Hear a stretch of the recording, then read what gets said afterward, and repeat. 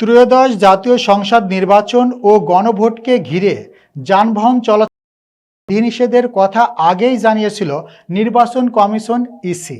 সেই অনুযায়ী আজ রাত 12টা থেকে 13 ফেব্রুয়ারি রাত 12টা পর্যন্ত সারা দেশে মোটরসাইকেল চলাচলের উপর নিষেধাজ্ঞা থাকবে।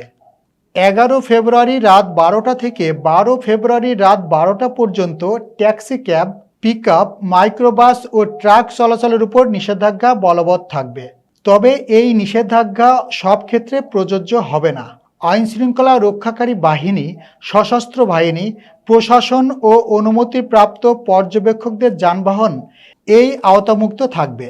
জরুরি সেবায় নিয়োজিত যানবাহন, ওষুধ, চিকিৎসা ও অনুরূপ কাজে ব্যবহৃত দ্রব্যাদি এবং সংবাদপত্র বহনকারী সকল ধরনের যানবাহন চলাচল করতে পারবে। বিদেশগামী যাত্রী বা বিদেশ ফেরত আত্মীয় স্বজনদের যাতায়াতের সুবিধার্থে বিমানবন্দরগামী ও বিমানবন্দর থেকে আসা যানবাহন চলাচলের সুযোগ থাকবে।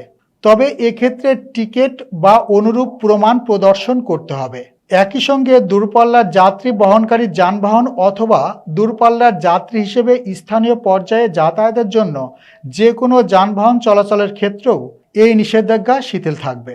এছাড়া প্রতিদ্বন্দ্বী প্রার্থী ও তাদের নির্বাচনী এজেন্টদের জন্য রিটার্নিং কর্মকর্তার অনুমোদন ও স্টিকার প্রদর্শন সাপেক্ষে একটি করে ছোট গাড়ি ব্যবহারের অনুমতি দেওয়া হবে।